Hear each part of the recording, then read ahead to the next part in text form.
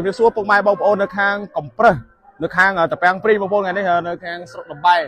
ឡូវមន្ត្រីព្រីថ្ងៃនេះថ្ងៃចូលរោងបងប្អូនខ្ញុំថតថ្ងៃចូលរោងម្ដងហើយថ្ងៃចូលរោងរបស់យើងឥឡូវយើងមកដល់ទីតាំងនេះហើយទាំងឡានដឹកភ្លេងទាំងឡានក្រុមការងារយើងមកដល់ទីតាំងរបស់យើងហើយបងប្អូនឥឡូវយើងមកមើលទីតាំងរបស់យើងថ្ងៃនេះបងប្អូនបាទហើយជាលើកទី1ហើយដែលមកលេងនៅទឹកដីខាងកំប្រឹសប៉ុន្តែតាពាំងព្រីយើងចូលច្រើនរងហើយបងប្អូនបាទតែឥឡូវយើងមកលេងនៅខាងនេះម្ដងឥឡូវក្រុមការងារកំពុងតែកាប់ដើមឈើហើយវាថាទីតាំងយើងរៀងស្អៀកតិចតែយើងទៅដើមឈើឥឡូវកាប់ដើមឈើឥឡូវនេះខាងម្ចាស់កម្មវិធីគាត់កំពុងតែរៀបចំ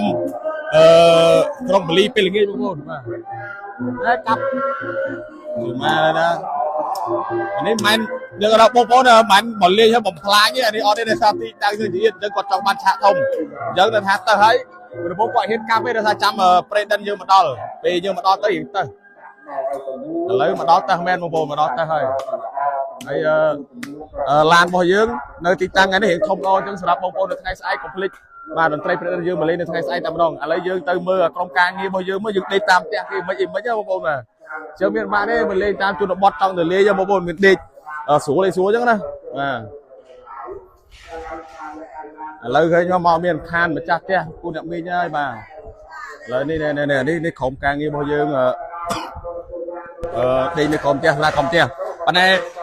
បងប្អូនណាមានដឹងថាឥឡូវនេះគឺយើងចូលរោងបណ្ដាទៀតហើយបាទក្នុងខែ2ទៅសល់ពេលតែមួយខែយើងចូលរោងថែមទៀតមកអញ្ចឹងយើងសភាពក្រុមការងាររបស់យើងទៅមានអារម្មណ៍យ៉ាងម៉េចឲ្យយើងកម្មភាពមករោងសួស្ដីបងសួស្ដីបាទវាសួរហើយមួយរយៈហ្នឹងរៀងហត់ទេបងរៀងហត់ទេយើង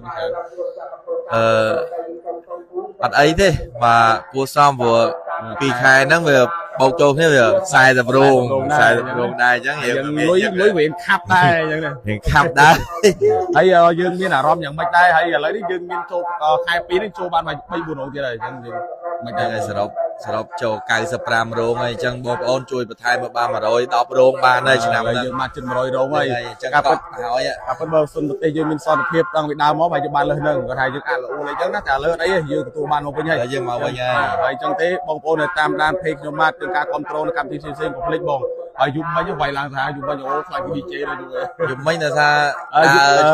វីដេអូនេះបងប្អូនអ្នកខាងអង្គាលើអង្គាដី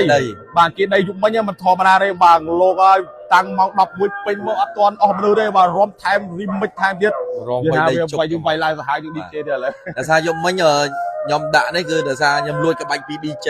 អញ្ចឹងឃើញគេធ្វើ MC លយដែរយើងបោកជាមួយនឹងអូខេយើងទៀតប្លែក